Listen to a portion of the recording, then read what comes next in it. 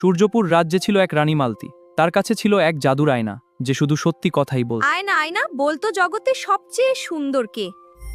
রানী, আপনি সুন্দর, কিন্তু রাজকন্যা উষা আপনার চেয়েও সুন্দর।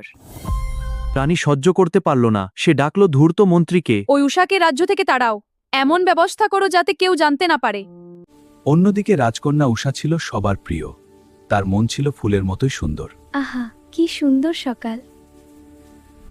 সেই রাতেই মন্ত্রী কেশব চুপি চুপি এলো। রাজকন্যাকে গভীর জঙ্গলে ফেলে রেখে গেল ওরা। এখানেই পচে মোর রাজকন্যা। বাবা, মা!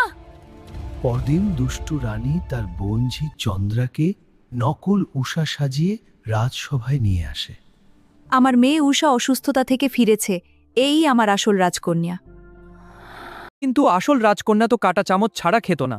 এ কি, রাজকন্যা তো এমন করে খায় না। বনের মধ্যে আসল রাজকন্যাকে ভাগ্যক্রমে দয়ালু কাঠুরে বাঁচায়। আমাকে প্রাসাদে ফিরতে হবে কাকা। ওই দুষ্টু রানী, আমার সৎ মা, আমার জায়গা কেড়ে নিয়েছে। উষা সোজা চলে এলো রাজসভায়, নকল উষার দিকে আঙ্গুল দেখিয়ে বলল, ও আসল রাজকন্যা নয়, আমি আসল রাজকন্যা। প্রথমে দাঁড়ালো নকল মেয়েটি। আয়না বল হই আসল। মিথ্যা, এর নাম চন্দ্রা, এ রাজকন্যা নয়। এবার এগিয়ে এলো আসল রাজকন্যা। সত্য, ইনি সুরজপুরের আসল রাজকন্যা উষা, যার মন সোনার চেয়েও খাঁটি।